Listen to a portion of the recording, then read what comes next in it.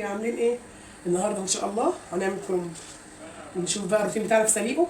طبعا كلنا بنسلقه كويس وكلنا بنعمله حلو، بس هي ليها تكه كده بعملها في سليق الكرنب بيخليه طبعا وهم. ان شاء الله مع بعض. الميه بتغلي، معلقه كمون،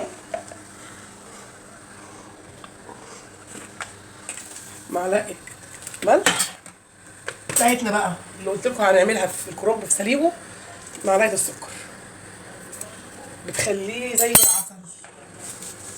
انا عن نفسي بسلق الكرنب سليم، انا بحب اسلقه سليم.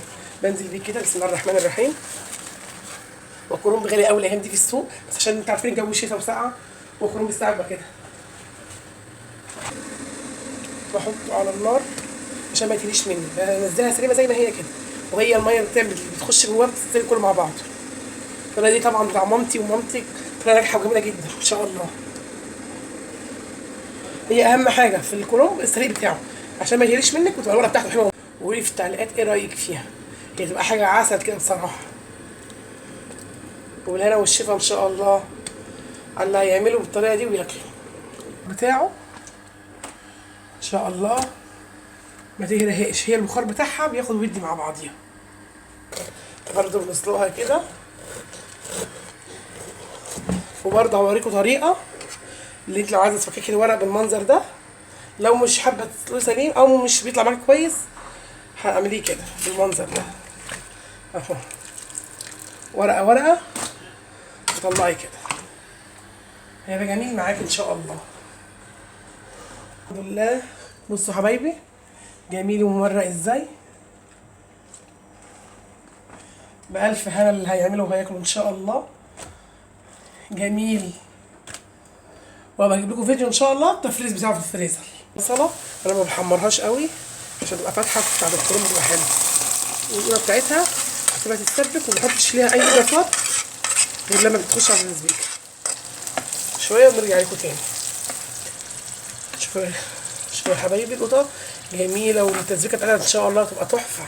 ومش عايزه اقول لكم بقى ريحتها جايبه لاخر العماره تحت كده يا حبايبي. بهارات المحشي معاكم: كمون، شطه، ملح، كزبره، 7 بهارات، فلفل اسمر، مكعبين شطه. بقى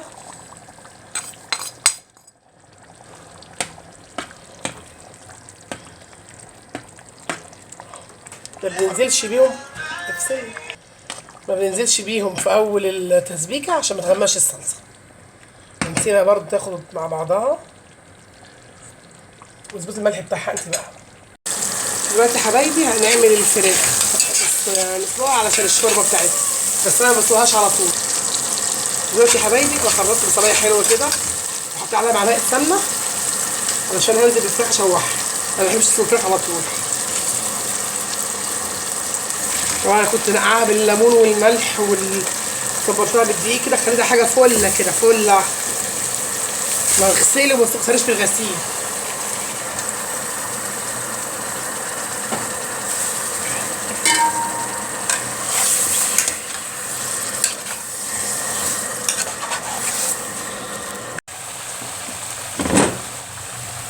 يا حبايبي شايفين كده الفراخ لها طعم جميل كده، وشربتها بتبقى دسمه، شربتها حلوه. بنزل بقى بعد كده سنة بهارات صغيرة مش كتير. الفلفل الأسمر بتاعنا والمية السخنة. بسم الله الرحمن الرحيم.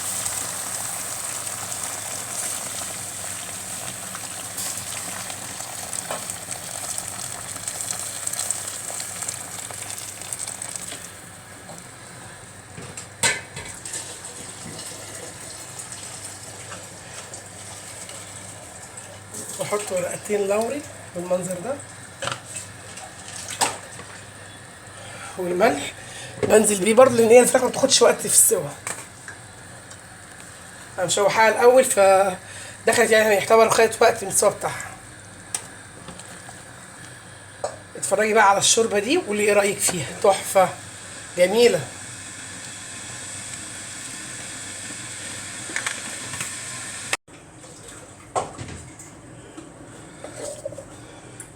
دلوقتي يا حبايبي هعمل الخلطه بتاعت الفراخ في الكبه. حطيت فلفل، بصل، ورق لوري، طماطم، بهارات، ليمونه كامله وحته ثوم علشان يخلي الفراخ طعمها زي المشوي بالظبط. انا عندي ولاد بيحبوها كده. هي المفروض تعمل جنب المحشي اساسا. هي تمام قوي كده.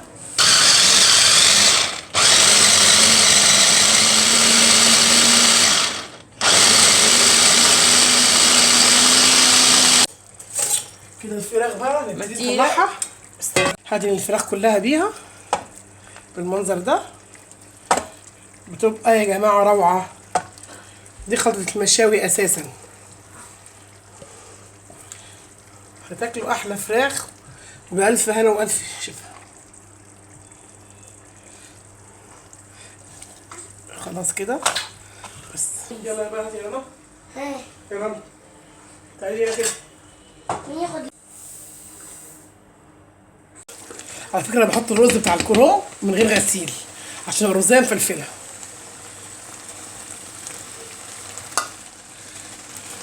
وبنزل بالخضره بعد كده قطعها هي زي الفل. خضره الشيري يا جماعه انا عايزه اقول لكم هي مغريه، هي اللي بتخلي الشيري المحشي من جمالها بصراحه، حاجه مغريه جدا. بنقلب كده مع بعض. نجيب حاجه كبيره كده نقلب بيها. شوفوا احمر وجميل ازاي يا جماعه.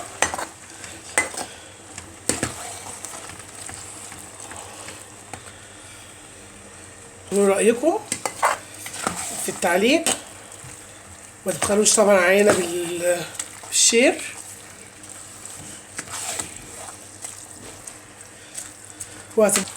على فكره هي القناه لسه صغيره بس هتكبر بيكم وان شاء الله.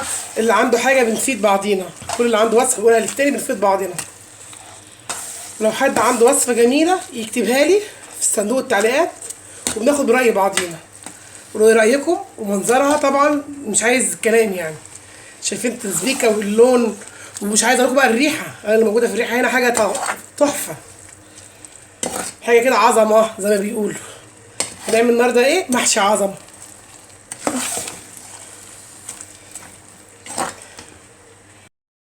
عايزه اقول لكم والله العظيم ريحتها جميله جدا. جربيها وقولي ايه رايك في صندوق التعليقات. اهم شيء وانت بتشربي الشوربه تخلي دايما اول رقين في المحشي ما يعرفوش الشوربه عشان يطلع مفلفل كده وجميل. نبقى مع بعضينا خطوه بخطوه كده وتشوفيه.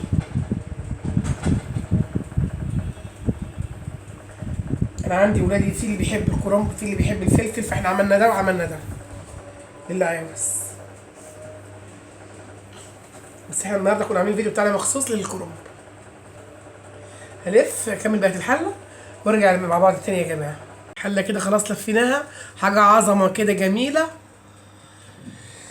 تمام. هنبتدي نشربها بقى. بسم الله الرحمن الرحيم.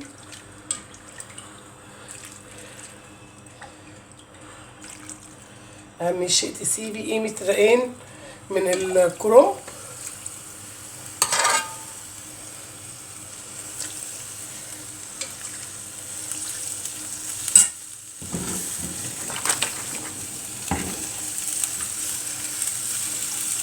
كنت انا شايله من التسبيكه حاجه بسيطه كده للوش، هو مش محتاج بس عشان يبقى جميل كده.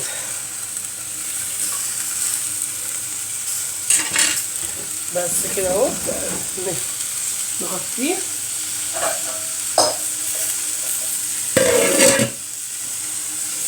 وانا عملت فلفل برضو محشي، كان عندي فلفل في التلاجة قلت اعمله ما بيخسرش.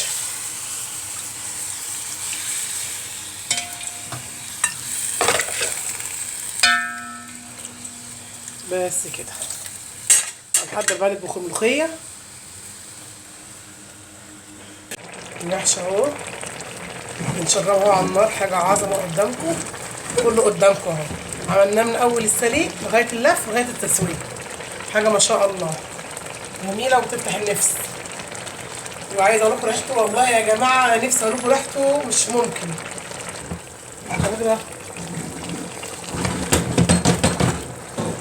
الملوخيه جنب المحشي بينزل بقى على الشوربه اللي بتغلي، وحطيت التومه طبعا فيها وسن الكزبره ناشفه. سن الكزبره ناشفه نحطها مع الشوربه.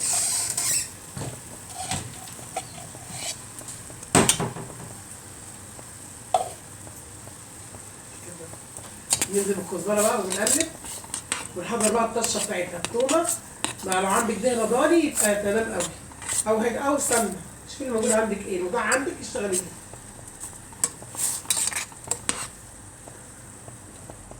خلاص كده داخله على غير وما بنخليهاش تغلي، يا بس تبتدي ترفع كده وروح ايه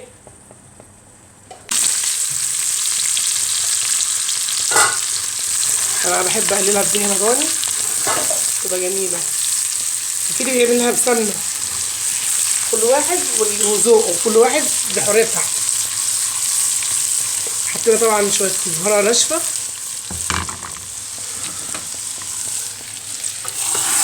على احلى ملوخيه بتاعتنا.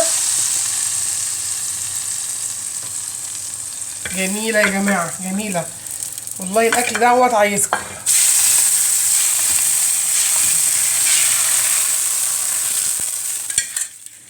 يا ريت جنبي واحنا كنا لو ناكل الاكل بتاعنا عامل ايه.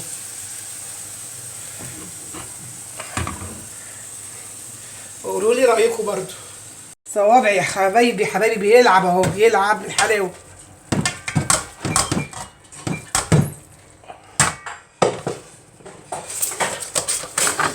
قولوا لي رايكم ايه وابعتوا لي، والله هو بيتكلم عن نفسه.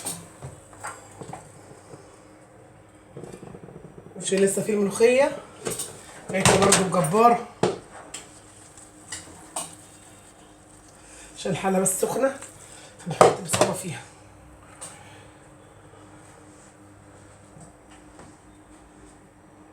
عايزه اقول لكم عظمه، المحشي عظمه.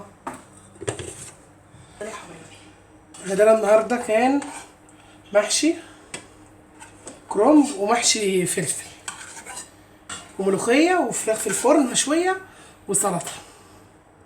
والف هنا على اللي يعمل وصفتنا وطريقتنا. قولوا لنا ايه رايكم.